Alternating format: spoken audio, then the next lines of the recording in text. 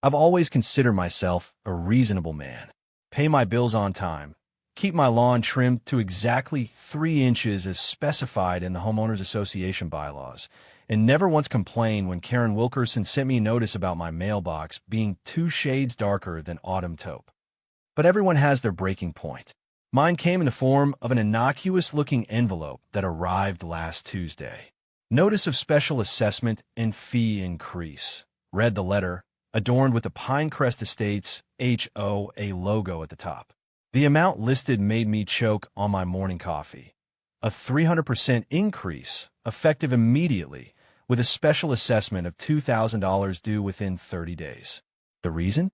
Necessary community improvements and administrative costs. No further explanation provided. I set the letter down and took a deep breath. This wasn't just steep, it was Mount Everest. After calling a few neighbors, I discovered I wasn't alone. Everyone had received the same notice, though interestingly, the amounts varied wildly. Old Mrs. Peterson, who could barely afford her medication, was hit with an even higher fee than mine.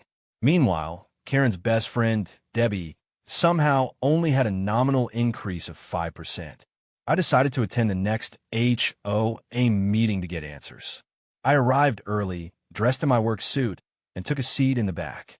The small community center room filled quickly, the murmur of confused and angry residents growing louder by the minute. Then Karen walked in, her perfectly highlighted bob bouncing with each confident step, designer handbag swinging from her arm. "Let's bring this meeting to order," she announced, not bothering with the microphone despite the size of the crowd. "I know many of you have questions about the recent fee adjustments. I can assure you they're completely necessary and within the board's authority." I raised my hand, waiting patiently to be called on. Karen's eyes scanned the room, deliberately avoiding me despite my raised hand being the only one in the air. Finally, after recognizing 3 of her friends from her weekly tennis group, she reluctantly pointed in my direction. "Yes, mister." She trailed off, though I'd lived here for 7 years, and she'd personally delivered compliance notices to my door at least a dozen times. "James Anderson," I supplied. "I've reviewed our HOA bylaws rather carefully, and they state that any fee increase exceeding 10% requires a community vote with at least 60-day notice. Additionally, special assessments over $500 need to be approved by 75% of homeowners. Neither of these procedures were followed. The room fell silent. Karen's smile remained fixed, but her eyes narrowed ever so slightly. "Well, James, while I appreciate your amateur legal interpretation, the board has consulted with professionals. Section 12B gives us emergency powers in situations requiring immediate action. The clubhouse roof is leaking, and the pool needs resurfacing before summer." I remained calm. "May I see the inspection reports and contractor bids for these emergency repairs, and the board meeting minutes where these decisions were documented?" Karen's smile tightened. "Those are confidential board materials." "Actually," I replied, "under state law and our own bylaws, all homeowners are entitled to review financial records and meeting minutes with reasonable notice. I submitted a written request last week, which has gone unanswered." Several neighbors nodded in agreement. Someone in the back shouted, "I asked for those too." Another voice added, "The clubhouse roof was just replaced last year." Karen tapped her gavel forcefully. "We'll take these concerns under advisement." Moving on to the next agenda item. I stood up. A motion for an immediate audit of the HOA finances by an independent accountant, as permitted under Section 8 of our bylaws when requested by 5 or more homeowners. I gestured to the 4 neighbors seated near me, who all raised their hands in support. Karen's face flushed slightly. "That's not on the agenda. And frankly, I find the implication offensive. I've dedicated countless volunteer hours to this community while you people just complain." "I'm not implying anything," I replied calmly. "I'm simply requesting the transparency that our bylaws guarantee. If everything is in order as you say, an audit should confirm that and put everyone's minds at ease." The meeting devolved from there, with Karen abruptly adjourning it when she couldn't regain control of the narrative. As everyone filed out, I handed out business cards to concerned neighbors, suggesting we meet at my house the following evening to discuss our options. Being a real estate attorney had its advantages, though I rarely mention my profession to neighbors to avoid becoming the go-to for free legal advice. 20 people showed up the next night, crowding into my living room with copies of the bylaws and their fee increase notices. The inconsistencies were striking. Newer residents were hit harder, while Karen's social circle received minimal increases. Even more concerning, the former treasurer mentioned that when she'd left the board last year, there had been nearly $300,000 in the reserve fund, more than enough to cover routine maintenance without special assessments. I think, I said carefully, we need to file a formal complaint with the State Real Estate Commission and request an emergency injunction to prevent these fees from being collected until a proper audit is conducted. The group unanimously agreed, and I prepared the paperwork that night. But what happened next caught me completely off guard.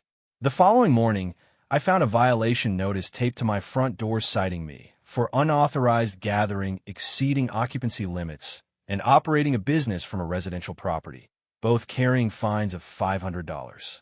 I almost laughed. Almost. Then I noticed the small surveillance camera newly installed on the lamppost directly across from my house, pointed directly at my property. This was getting personal. Rather than engaging in Karen's game, I decided to dig deeper. Working with a private investigator friend, we filed public records requests for all documentation related to Pinecrest Estates. What we discovered was nothing short of astonishing. When the development was built 20 years ago, the original developer had retained ownership of all common areas, the clubhouse, pools, parks, and even the roads, but had granted the HOA a 99-year lease for $1 per year. The developer had eventually sold his company to a larger firm, which had then been acquired in a merger, then sold off its assets during bankruptcy proceedings 5 years ago. And here was the kicker. Tracking through the chain of title, I discovered that the actual ownership of all Pinecrest Estates common areas had been purchased at a bankruptcy auction by a real estate investment trust. A trust that, through a series of completely coincidental investment choices in my diversified portfolio, I happened to be the majority shareholder of. I literally owned the property that the HOA was managing and for which they were charging exorbitant fees. I spent the weekend consulting with my colleagues at the firm, developing a strategy. On Monday morning, I filed not only the complaint with the State Commission, but also an ownership claim asserting my property rights and demanding a full accounting of all funds collected for maintenance of my property. I also filed for an emergency hearing regarding the surveillance camera, which violated both privacy laws and HOA bylaws about modifications to common area lighting fixtures. The certified letter I sent to Karen and the board outlined everything in crisp legal language.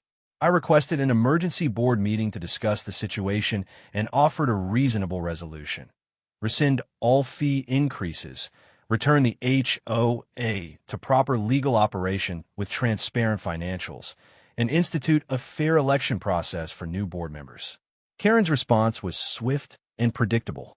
Another violation notice appeared on my door, this time for harassment of board members and distribution of misleading information, with fines totaling $2,000. She also sent a community-wide email describing me as a disgruntled troublemaker, attempting to undermine community standards. What she didn't expect was the emergency hearing to be granted so quickly. 2 days later, Karen was served with a court summons at her workplace, a real estate office where she was an agent, ironically enough. According to my neighbor who worked at the same office, she turned white as a sheet when the process server entered the open house she was hosting for a multi-million-dollar listing. The hearing was scheduled for the following week, but we never made it that far. The HOA's attorney, after reviewing my documentation, requested an urgent settlement conference. Karen arrived flanked by 2 board members, her face a mask of indignation until her own attorney began explaining the situation. "Wait.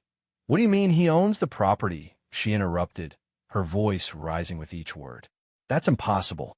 The HOA owns all common areas." Her attorney shook his head. "No, Ms. Wilkerson. The HOA has a leasehold interest only. Mr. Anderson's investment trust holds clear title to all common areas, and he has every right to demand accountability for how his property is being managed. Furthermore, he continued, looking deeply uncomfortable, the financial records you provided show several irregularities that would be difficult to defend in court. The pool renovation company is owned by your brother-in-law, and there's no evidence of competitive bidding for any contracts awarded in the past 3 years. Karen's face cycled through expressions: disbelief, anger, and finally, fear. This is ridiculous. I've given everything to this community. The improvements we made increased everyone's property values, including the $20,000 administrative stipend you voted to give yourself last year, her lawyer asked quietly, sliding a bank statement across the table, which, I should note, directly violates the non-compensation clause in your bylaws. The settlement was hammered out over the next hour. Karen and the entire board would resign immediately. A forensic audit would be conducted, with any misappropriated funds to be repaid in full. The surveillance cameras would be removed, all violation notices against me and other residents rescinded, and the fee increase canceled. In exchange, I agreed not to pursue criminal charges or publicize the misappropriation of funds. When it was done, Karen sat frozen in her chair, mascara tracking down her cheeks. "My real estate license," she whispered. "If this gets out," I almost felt sorry for her. Almost. "You should have read the fine print," I said, gathering my documents. "Isn't that what you always told residents when issuing violation notices?" As I walked out of the conference room, I heard a thud behind me. Karen had dropped her head onto the table in defeat. The sound of her designer bracelets hitting the polished wood was, I must admit, deeply satisfying.